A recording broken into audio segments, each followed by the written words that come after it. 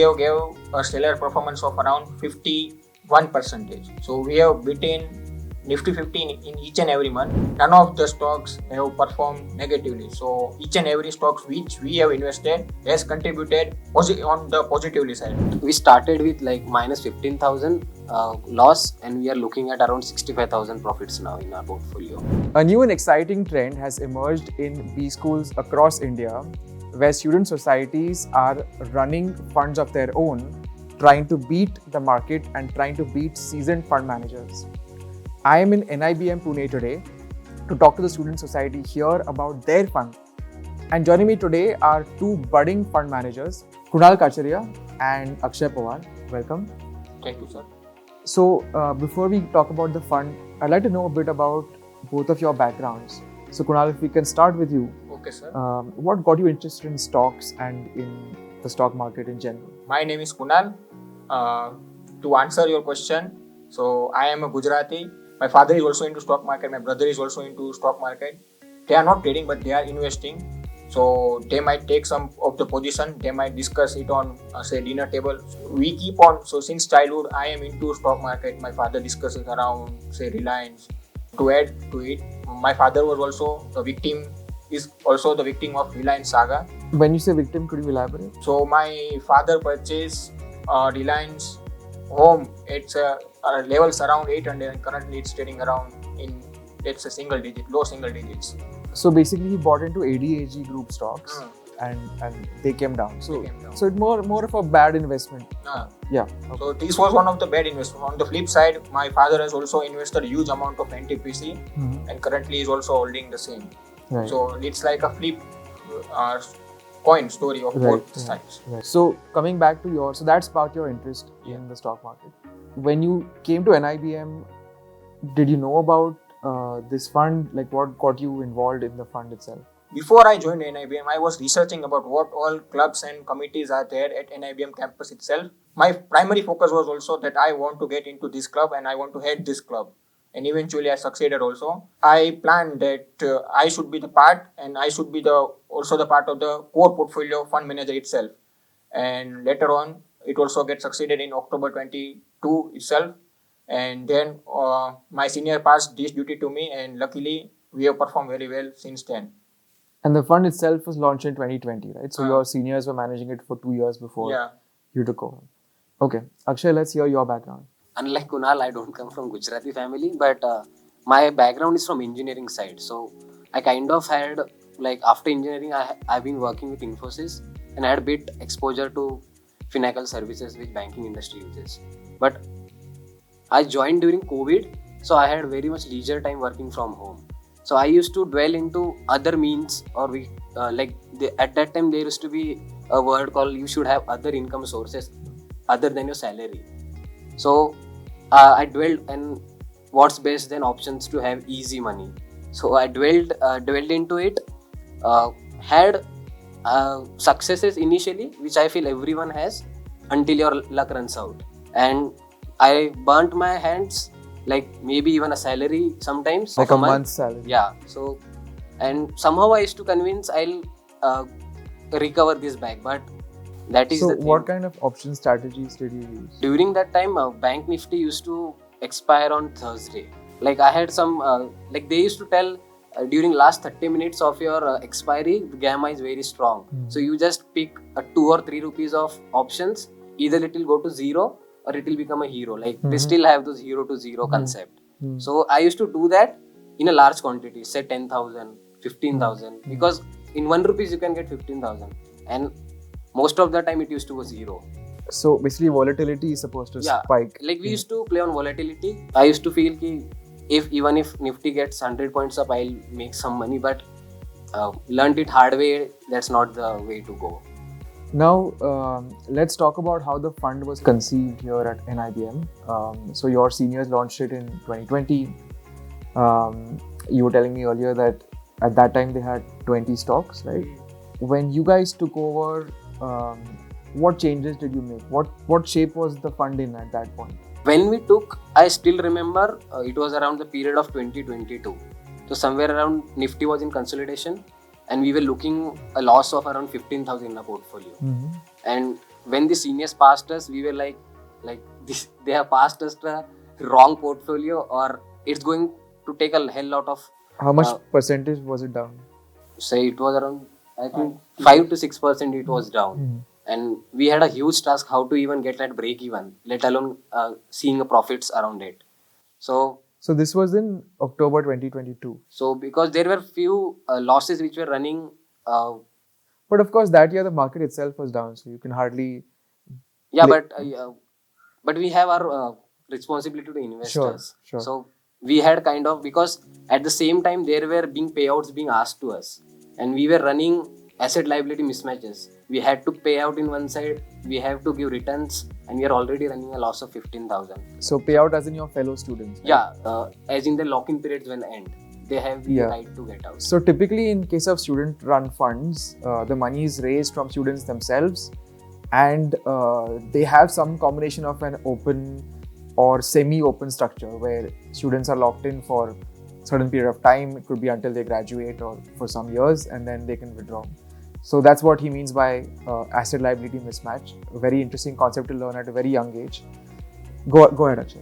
The moment we took it, it was a huge task for us to even get it to break even. But by God's grace, the Nifty was able to recover after that. And even during that time, we reached out to the students to tell them this is the right time to invest. We still see a good future for the Nifty, and we ask for your money. So it And was people kind of kept the- raising a money at a difficult time. And people kept the faith. And luckily, NIBM students kept the faith to us. So Kunal, now tell us about how you drove the turnaround. Which stocks drove the turnaround? So as Akshay pointed out very well, that we were in let's say 5 to 6% drawdown. So we first analyzed what was going wrong. So we came to a certain conclusion that the stocks which were was of good quality but not at good price. So what we did, as Akshay pointed out, that we have collected some amount of money from our fellow batchmates, and we luckily raised some fund and by the support of our fellow batchmates. So what we did, we just averaged the stocks. Let's say at that point in time, if I'm not wrong, our Tata Motors was in loss. So we have purchased at top, but as you said, in 2022, the Tata Motor stock was in a bit of tight range from 500 to 400. So our fund managers has purchased around 450 levels. So till then, what we did was we have averaged Tata Motors. We entered into fresh, let's say Trent Limited, which was our one of our stellar performer. Luckily we have picked at one of the bottommost point. We also invested in defense, let's say MTAR Technologies. We also invested into railway stocks such as railway. Okay. And So Kunal, take us to the investment thesis behind some of these new picks. You guys bought Trent, Railway. What was the investment thesis? How did you go about your research? So there were some reports floating around in market. Let's say consumer spending might be increased in coming times. So our fund managers club team decided that we might be investing into consumer facing stocks. So we listed out which are the consumer facing stocks. So we have identified Trent Limited, DMart, ITC. So it's more of like FMCG and consumer both as well. So we heavily invested on these stocks, and this was our main thesis. Okay, and based on analyst reports, or what was the underlying research for them? So I would like Akshay to answer. Okay. So it was a mix of research analyst, a mix of our own view, and a mix of, say, our professors also. So, say for example, Trent, he told. It was mainly we believed that consumer durables or consumer discretionary spendings would be high after the COVID period. Like there would be people have not spent for the last 2 years. They would want to go out, be it travel, be it clothing. So we were kind of basing our view on that. One of Trend was based on this. We also had Railtel in our portfolio because government was going to lay many Vande Bharat tracks specifically for Vande Bharats, and Railtel would be the one providing the technology and the support to the all those tracks which would be laid out.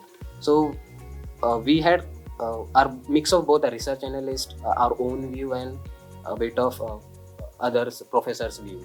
Okay. So tell us about performance since then. So in it's 2023 roughly. How much was the return? So coming to the returns of CY23, so we have gave a stellar performance of around 51%. So we have beaten Nifty 50 in each and every month. So there is one accounting team which produces a report, a fact sheet every month. So to keep updated what's going in and around portfolio, what's their current NAV. So as per our analysis and our report published in our public domain, so the analysis, the record states that we have beaten Nifty 50 each and every month in CY23. And to add to it, we have increased our script from 20 to 26, and none of the stocks have performed negatively. So each and every stocks which we have invested has contributed on the positively side. So this was one of our best, we can say the best thing which we did. Yep. I think you guys might have beaten some seasoned fund managers as well. To add on that, we started with like minus 15,000 loss, and we are looking at around 65,000 profits now in our portfolio. Nice. So it has been, say, for by God grace and a bit of our research, we have been able to beat Nifty, and even investors are being happy over that. Time to throw me a party. Yes, sir. But coming back to how you guys run the fund, so how do you? There's a team of 6 people, as you mentioned earlier. How do you guys decide who does what? So the thing is, we look at how much cash we have in hand, because the more cash we have, cash is not generating any returns for any investors. So we look at the end of the month, like how much cash we are left with.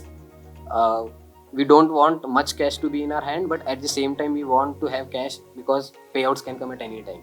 So based on the cash, also among 6 of us can pitch in. I feel these are the right levels to enter into the stock.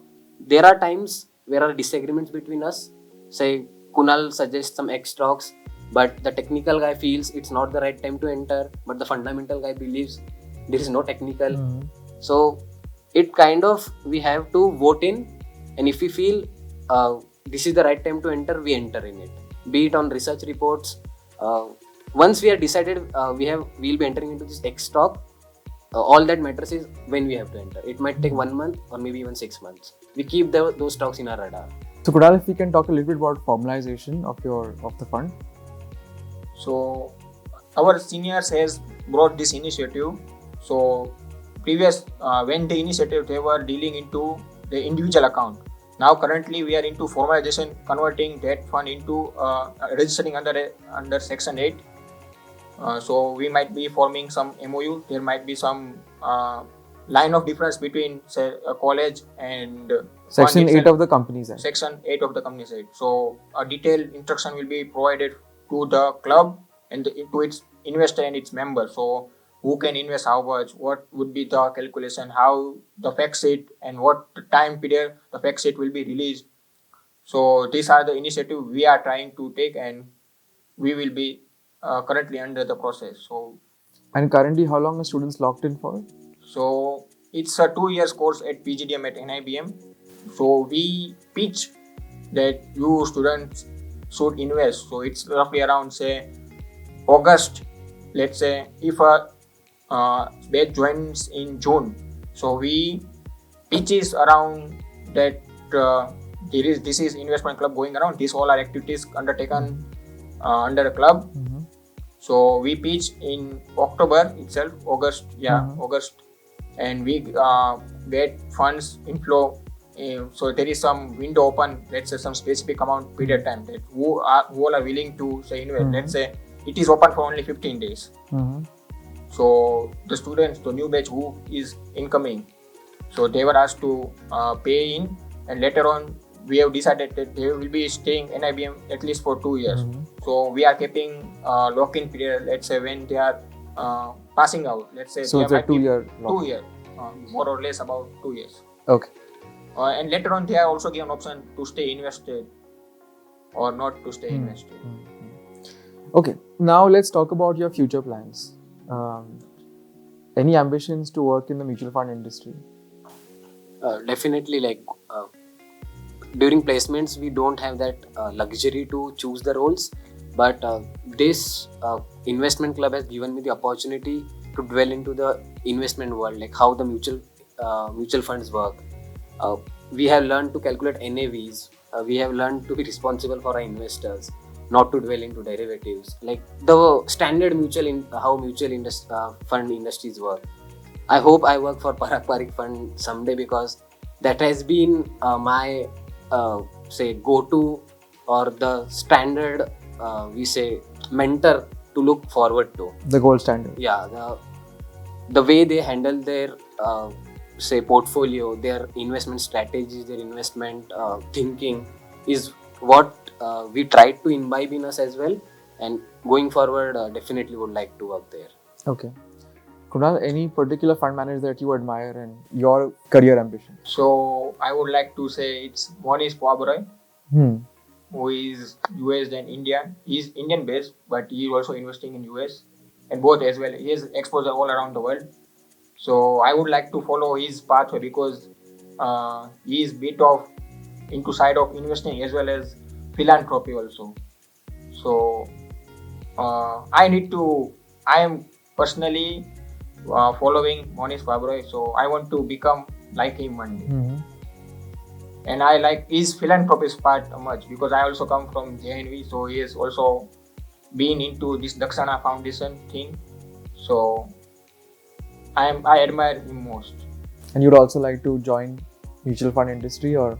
So I would definitely like to join one of the, let's say, I would like to join Mira Asset, and I want some exposure in IFSC unit. So let's say it's currently in news what all are set up in Deep City itself.